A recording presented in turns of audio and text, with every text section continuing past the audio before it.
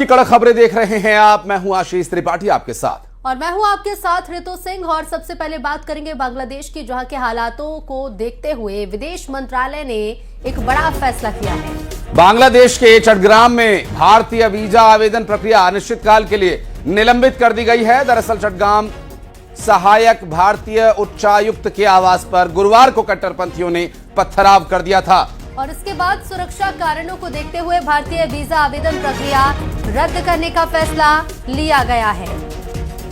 अनिश्चितकाल के लिए आवेदन प्रक्रिया रोक दी गई है और चटगांव में हुए हमले को देखते हुए, तनावपूर्ण स्थिति को देखते हुए यह फैसला लिया गया है। भारतीय उच्चायुक्त के घर पर हमला हुआ था, जिसके बाद अनिश्चितकाल के लिए आवेदन प्रक्रिया सस्पेंड कर दी गई है।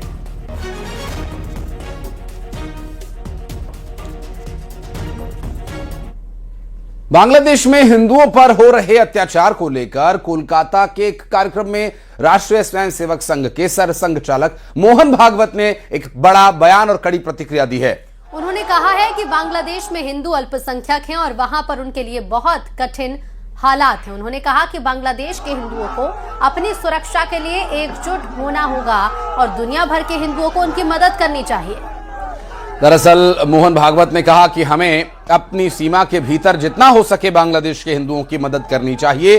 बांग्लादेश में हिंदुओं पर जुल्म हो रहा है और इसको लेकर मोहन भागवत ने कहा कि हिंदुओं के लिए एकमात्र देश अब भारत ही बचा है। इसके साथ ही उन्होंने कहा कि भारत सरकार को इस पर संज्ञान लेना होगा, उन्हें कुछ करना होगा। हालांकि आरएसएस चीफ ने उम्मीद जताते हुए कहा है कि हो सकता है कि सरकार पहले से ही कुछ कर रही हो।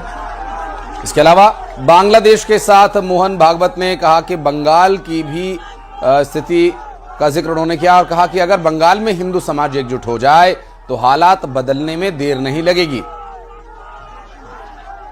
हिंदुओं की दुर्दशा कब समाप्त होगी?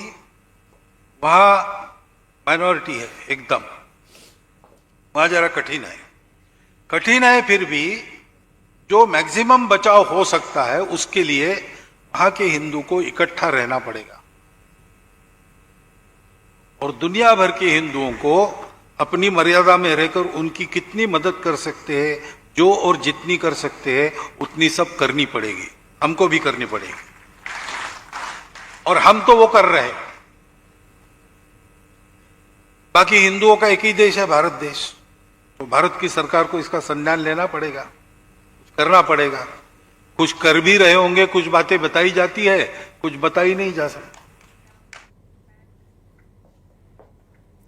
बांग्लादेश में हिंदुओं की हत्या को कांग्रेस नेता कुंवर दानिश अली ने हिंदू मुसलमान का मामला मानने से इनकार कर दिया है। उन्होंने कहा कि बांग्लादेश में हो रही हिंसा धार्मिक रंग देने से बचना चाहिए। उन्होंने राष्ट्रीय स्वयंसेवक संघ पर भी निशाना साधा। बीजेपी नेता अजय आलोक ने कहा कि बांग्लादेश की हालत बहुत खराब है और भारत सरकार इस पर नजर बनाए हुए बीजेपी ने मांग की है कि बांग्लादेश सरकार को तुरंत आरोपियों के खिलाफ कड़ी कार्रवाई किए जाने की आवश्यकता है।